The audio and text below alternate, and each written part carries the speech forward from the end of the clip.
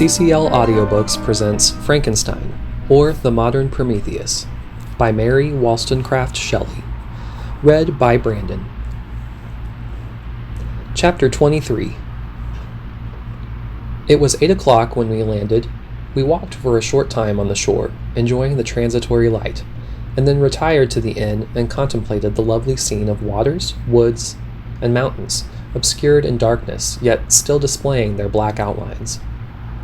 The wind, which had fallen in the south, now rose with great violence in the west.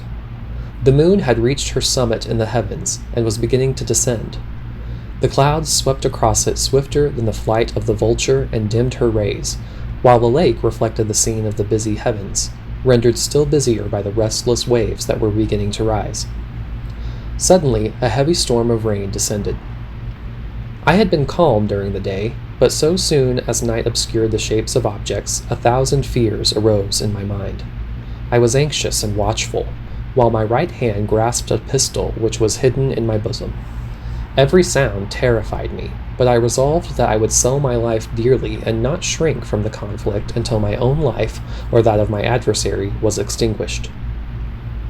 Elizabeth observed my agitation for some time in timid and fearful silence, but there was something in my glance which communicated terror to her, and trembling, she asked, "What is that? What is it that agitates you, my dear Victor?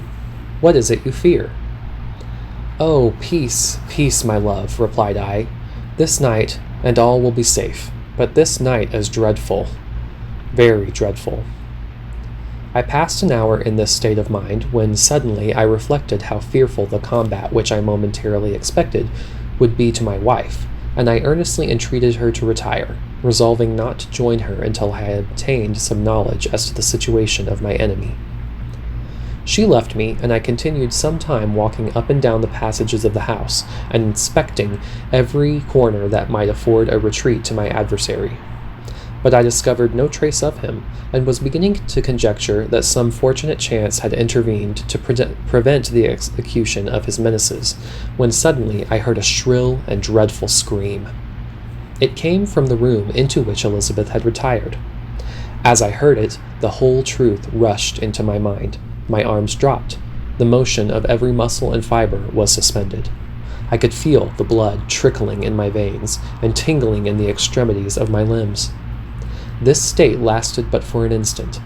The scream was repeated, and I rushed into the room. Great God! Why did I not then expire? Why am I here to relate the destruction of the best hope and the purest creature on earth? She was there, lifeless and inanimate, thrown across the bed, her head hanging down and her pale and distorted features half covered by her hair. Everywhere I turn, I see the same figure, her bloodless arms and relaxed form flung by the murderer on its bridal bier. Could I behold this and live? Alas! Life is obstinate and clings closest where it is most hated. For a moment only did I lose recollection. I fell senseless on the ground. When I recovered, I found myself surrounded by the people of the inn. Their countenances expressed a breathless terror, but the horror of others appeared only as a mockery, a shadow of the feelings that oppressed me. I escaped from them to the room where lay the body of Elizabeth, my love, my wife, so lately living, so dear, so worthy. She had been moved from the posture in which I had first beheld her, and now, as she lay, her head upon her arm and a handkerchief thrown across her face and neck, I might have supposed her asleep. I rushed towards her and embraced her with ardor, but the deadly languor and coldness of the limbs told me that what I now held in my arms had ceased to be the Elizabeth whom I had loved and cherished. The murderous mark of the fiend's grasp was on her neck, and the breath had ceased to issue from her lips. While I still hung over her in the agony of despair, I happened to look up. The windows of the room had before been darkened, and I felt a kind of panic on seeing the pale yellow light of the moon illuminate the chamber. The shutters had been thrown back, and with a sensation of horror not to be described, I saw at the open window a figure the most hideous and abhorred. A grin was on the face of the monster. He seemed to jeer, as with his fiendish finger he pointed towards the corpse of my wife. I rushed towards the window, and drawing a pistol from my bosom, fired. but he eluded me, leapt from his station, and running with the swiftness of lightning plunged into the lake. The report of the pistol brought a crowd into the room. I pointed to the spot where he had disappeared, and we followed the track with boats. Nets were cast, but in vain.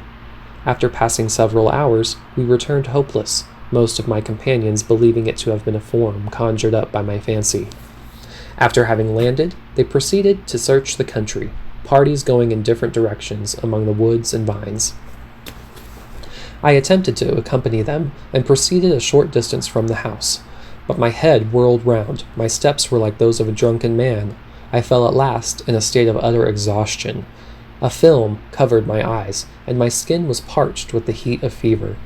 In this state I was carried back and placed on a bed, hardly conscious of what had happened. My eyes wandered round the room as if to seek something that I had lost. After an interval I arose, and as if by instinct crawled into the room where the corpse of my beloved lay. There were women weeping around. I hung over it and joined my sad tears to theirs. All this time no distinct idea presented itself to my mind, but my thoughts rambled to various subjects, reflecting confusedly on my misfortunes and their cause. I was bewildered in a cloud of wonder and horror. The death of William, the execution of Justine, the murder of Clerval, and lastly of my wife. Even at that moment I knew not that my only remaining friends were safe from the malignity of the fiend. My father even now might be writhing under his grasp, and Ernest might be dead at his feet. This idea made me shudder and recalled me to action. I started up and resolved to return to Geneva with all possible speed. There were no horses to be procured, and I must return by the lake, but the wind was unfavorable and the rain fell in torrents. However, it was hardly morning, and I might reasonably hope to arrive by night. I hired men to row and took an oar myself, for I had always experienced relief from mental torment in bodily exercise. But the overflowing misery I now felt, and the excess of agitation that I endured, rendered me incapable of any exertion. I threw down the oar, and leaning my head upon my hands, gave way to every gloomy idea that arose. If I looked up, I saw scenes which were familiar to me in my happier time, and which I had contemplated but the day before in the company of her who was now but a shadow and a recollection. Tears streamed from my eyes. The rain had ceased for a moment, and I saw the fish play in the waters as they had done a few hours before. They had then been observed by Elizabeth. Nothing is so painful to the human mind as a great and sudden change. The sun might shine or the clouds might lower, but nothing could appear to me as it had done the day before. A fiend had snatched from me every hope of future happiness. No creature had ever been so miserable as I was. So frightful an event is single in the history of man. But why should I dwell upon the incidents that followed this last overwhelming event? Mine has been a tale of horrors. I have reached their acme, and what I must now relate can be but tedious to you. Know that, one by one, my friends were snatched away. I was left desolate. My own strength is exhausted, and I must tell in a few words what remains of my hideous narration. I arrived at Geneva. My father and Ernest yet lived, but the former sunk under the tidings that I bore. I see him now, excellent and venerable old man. His eyes wandered in vacancy, for they had lost their charm and their delight. His Elizabeth, his more than daughter, whom he doted on with all that affection which a man feels, who in the decline of life, having few affections, clings more earnestly to those that remain. Cursed be the fiend that brought misery on his gray hairs and doomed him to waste and wretchedness. He could not live under the horrors that were accumulated around him. The springs of existence suddenly gave way. He was unable to rise from his bed, and in a few days he died in my arms. What then became of me?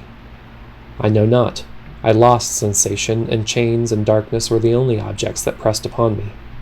Sometimes, indeed, I dreamt that I wandered in flowery meadows and pleasant vales with the friends of my youth, but I awoke and found myself in a dungeon.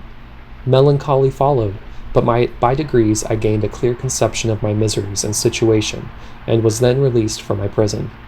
For they had called me mad, and during many months, as I understood, a solitary cell had been my habitation. Liberty, however, had been a useless gift to me had I not, as I awakened to reason, at the same time awakened to revenge. As the memory of past misfortunes pressed upon me, I began to reflect on their cause. The monster whom I had created, the miserable demon whom I had sent abroad into the world for my destruction. I was possessed by a maddening rage when I thought of him, and desired and ardently prayed that I might have him within my grasp to wreak a great and signal revenge on his cursed head. Nor did my hate long confine itself to useless wishes. I began to reflect on the best means of securing him, and for this purpose, about a month after my release, I repaired to a criminal judge in the town and told him that I had an accusation to make, that I knew the destroyer of my family, and that I required him to exert his whole authority for the apprehension of the murderer. The magistrate listened to me with attention and kindness. "Be assured, sir," he said, "no pains or exertions on my part shall be spared to discover the villain." "I thank you," replied I. "Listen, therefore, to the deposition that I have to make. It is indeed a tale so strange that I should fear you would not credit it, were there not something in truth which, however wonderful, forces conviction. The story is too connected to be mistaken for a dream, and I have no motive for falsehood." My manner as I thus addressed him was impressive but calm. I had formed in my own heart a resolution to pursue my destroyer to death, and this purpose quieted my agony, and for an interval reconciled me to life. I now related my history briefly but with firmness and precision, marking the dates with accuracy and never deviating into invective or exclamation. The magistrate appeared at first perfectly incredulous, but as I continued he became more attentive and interested. I saw him sometimes shudder with horror. At others a lively surprise, unmingled with disbelief, was painted on his countenance. When I had concluded my narration, I said, "This is the being whom I accuse, and for whose seizure and punishment I call upon you to exert your whole power. It is your duty as a magistrate, and I believe and hope that your feelings as a man will not revolt from the execution of those functions on this occasion." This address caused a considerable change in the physiognomy of my own auditor. He had heard my story with that half kind of belief that is given to a tale of spirits and supernatural events, but when he was called upon to act officially in consequence, the whole tide of his incredulity returned. He, however, answered mildly, "I would willingly afford you every aid in your pursuit, but the creature of whom you speak appears to have powers which would put all my exertions to defiance. Who can follow an animal which can traverse the sea of ice, and inhabit caves and dens where no man would venture to intrude? Besides, some months have elapsed since the commission of his crimes, and no one can conjecture to what place he has wandered or what region he may now inhabit. I do not doubt that he hovers near the spot which I inhabit, and if he has indeed taken refuge in the Alps, he may be hunted like the chamois and destroyed as a beast of prey. But I perceive your thoughts. You do not credit my narrative, and do not intend to pursue my enemy with punishment which is his desert." As I spoke, rage sparkled in my eyes. The magistrate was intimidated. "You are mistaken," he said. "I will exert myself, and if it is in my power to seize the monster, be assured that he shall suffer punishment proportionate to his crimes. But I fear, from what you have yourself described to be his properties, that this will prove impracticable, and thus, while every proper measure is pursued, you should make up your mind to disappointment. That cannot be, but all that I can say will be of little avail.